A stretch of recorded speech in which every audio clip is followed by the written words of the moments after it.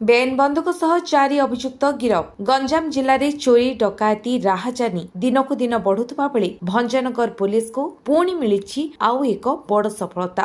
ଗତକାଲି କୌଣସି ସୂତ୍ରରୁ ଖବର ପାଇ ରାତ୍ର 11 ଘଟିକା ସମୟରେ ଏସ୍ଆଇ ସମୀର କୁମାର ସେଠୀଙ୍କ ନେତୃତ୍ୱରେ ଭଞ୍ଜନଗର ଥାନା ପୁଲିସ କର୍ମଚାରୀମାନେ ଚକରା ବିଶୋଇ ଛକ ନିକଟରେ ଯାନବାହନ ଯାଞ୍ଚ କରୁଥିଲେ। ସେହି ସମୟରେ ଦୁଇଟି ମୋଟର ସାଇକେଲରେ 4 ଜଣ ବ୍ୟକ୍ତି କନ୍ଧମାଳ ପଟୁ ଆସୁଥିବା ବେଳେ ପୁଲିସକୁ ଦେଖି ସେମାନେ କନ୍ଧମାଳ ଆଡକୁ ଫେରି ପଳାଇବାକୁ ଚେଷ୍ଟା କରିବା ସହ ପୁଲିସକୁ ଅଶ୍ଳୀଳ ଭାଷାରେ ଗାଳିଗୁଲଜ କରିଥିଲେ। ପୁଲିସ ସେମାନଙ୍କୁ ପିଛା କରି ଭଞ୍ଜନଗର ବ୍ରିଜ ନିକଟରେ ଅଟକାଇଥିଲା। 4 ଜଣଙ୍କୁ ସେମାନଙ୍କ ମୋଟର ସାଇକେଲ ସହ ଧରା ଯାଇଥିଲା। ସେହି ସମୟରେ ଭୋଳା ନାହାକ ଏକ ପିସ୍ତଲ ଦେଖାଇ ପୁଲିସ ଦଳକୁ ପ୍ରାଣରୁ ମାରିଦେବାକୁ ଧମକ ଦେଇଥିଲେ। ବହୁ କଷ୍ଟରେ ପୁଲିସ ତାଙ୍କୁ କାବୁ କରିଥିଲା ଏବଂ ତାଙ୍କ ନିକଟରୁ ଅପରାଧ ପାଇଁ ବ୍ୟବହୃତ ଅସ୍ତ୍ର ଜବତ କରାଯାଇଥିଲା। ପଚରାଉଚରା ସମୟରେ ଅଭିଯୁକ୍ତମାନେ ସ୍ୱୀକାର କରିଥିଲେ ଯେ ସେମାନେ କନ୍ଧମାଳରୁ ବ୍ରହ୍ମପୁରକୁ ଗଞ୍ଜେଇ ଚାଲାଣ କରୁଥିବା ଗାଡିଟିକୁ ଏସ୍କର୍ଟ କରୁଥାନ୍ତି। ଗଞ୍ଜେଇ ଚାଲାଣ କରୁଥିବା ଗାଡିଗୁଡିକୁ ଏସ୍କର୍ଟ କରୁଥାନ୍ତି। ସେମାନଙ୍କ ନିକଟରୁ ଗୋଟିଏ 7.65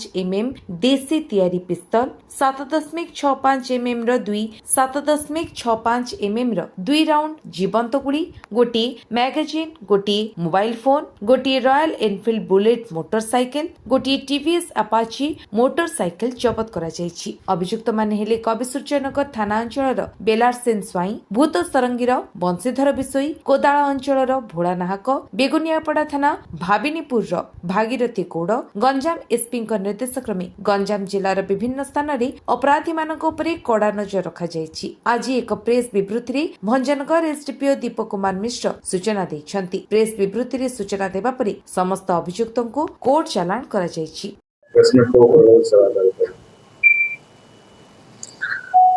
ଆପଣମାନେ ଜାଣିଛନ୍ତି ଗଞ୍ଜାମ ଜିଲ୍ଲାର ଆରକ୍ଷୀ ଅଧୀକ୍ଷକ ସାର୍ଙ୍କ ନିର୍ଦ୍ଦେଶରେ ଭଞ୍ଜନଗର ଥାନା ନିରନ୍ତର ଭାବରେ ବେଆଇନ ବନ୍ଧୁକ ଯେଉଁମାନେ ରଖୁଛନ୍ତି ବା ବେଆଇନ ବନ୍ଧୁକ ଧରିକି ବିଭିନ୍ନ ଅପରାଧରେ ସଂଶ୍ଳିଷ୍ଟ ହେଉଛନ୍ତି ତାଙ୍କ ବିରୁଦ୍ଧରେ ଭଞ୍ଜନଗର ଥାନାର ନିରନ୍ତର କ୍ରାକଡାଉନ୍ ଗୋଟେ ଅଭିଯାନ ଚାଲିଛି ଏବଂ ଏହି ସଂକ୍ରାନ୍ତରେ ଆଗରୁ ମଧ୍ୟ ଆମେ ବିଭିନ୍ନ ପ୍ରକାର ବନ୍ଧୁକ ଜବତ କରିଛୁ।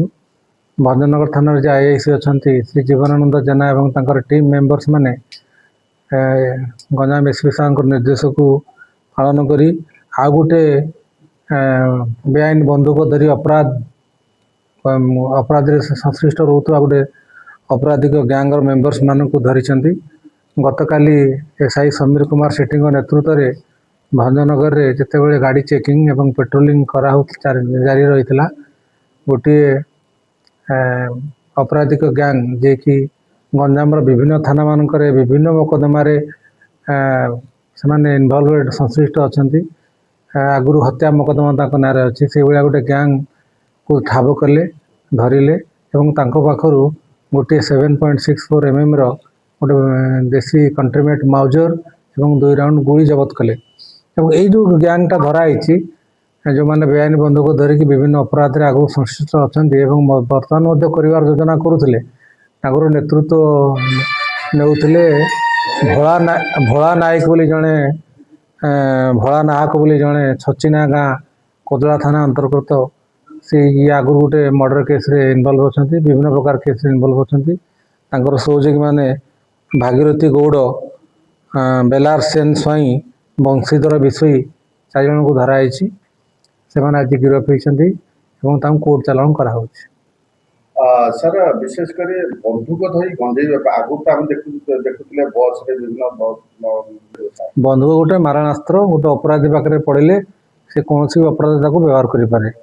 ପୁଲିସର ରିସ୍କ କ'ଣ ଅଛି? ପୁଲିସର ଏଇଟା ନୀତିଦିନିଆ କାମ ଆମେ କରି ଆସୁଛୁ ଏବଂ କରିବୁ ମଧ୍ୟ। ଏଇଟା ଏମିତି ତ ଚାଲିବ। ଏମାନେ ସଂଗଠିତ ଅପରାଧ କିଛି ଗୋଟେ ଘଟାଇବା ପାଇଁ ଆସୁଥିଲେ, ଯେଉଁଟାକି ଆମେ ତଦନ୍ତାଧୀନ ଆମର ଅଛି। ସେ ଦିଗରେ ଆମର ତଦନ୍ତ ଚାଲିଛି ଏବଂ ସେଥିରେ ଆମେ ଗୋଟେ କିଛି ସ୍ଥିରୀକୃତ ଉପସଂହାରରେ ପହଞ୍ଚିଲେ ଆମେ ଆପଣମାନଙ୍କୁ ଜଣାଇଦେବୁ। ଭଞ୍ଜନଗରରେ ବହୁତ ଗୁଡ଼ାଏ ବନ୍ଧୁକ ଜବତ କଲାଣି। ବେଆଇନ ବନ୍ଧୁକ ଯେଉଁମାନେ ରଖୁଛନ୍ତି ସେମାନଙ୍କୁ କ'ଣ ମେସେଜ ଯିବ ସାର୍? ଆମର ଏଇ ଯେଉଁ ବନ୍ଧୁକ ଅପସଂସ୍କୃତି ବିରୋଧରେ ଭଞ୍ଜନଗର ଥାନାର ନିରନ୍ତର ତାଙ୍କୁ ଧରିବା ବା ତାଙ୍କୁ डिमोरालाइज करवा बंधुक डिटेक्शन करके सीजर करवा यहाँ निरंतर प्रयास चली आगू चलो ये संक्रांत में आमर गंजाम आरक्षी अधीक्षक सार स्पष्ट निर्देश अच्छी प्रति आम शून्य सहनशीलता अच्छी आम धरबू बंधुक जबत करूँ संभाव्य संदिग्ध तालिका आम पाखे अच्छी तेणु आमर राडार समस्या अच्छा प्रतिभा कष्ट अच्छी। भंजनगर गोविंद चंद्र कोड़ों का रिपोर्ट विश्व विजय न्यूज ओडिशा।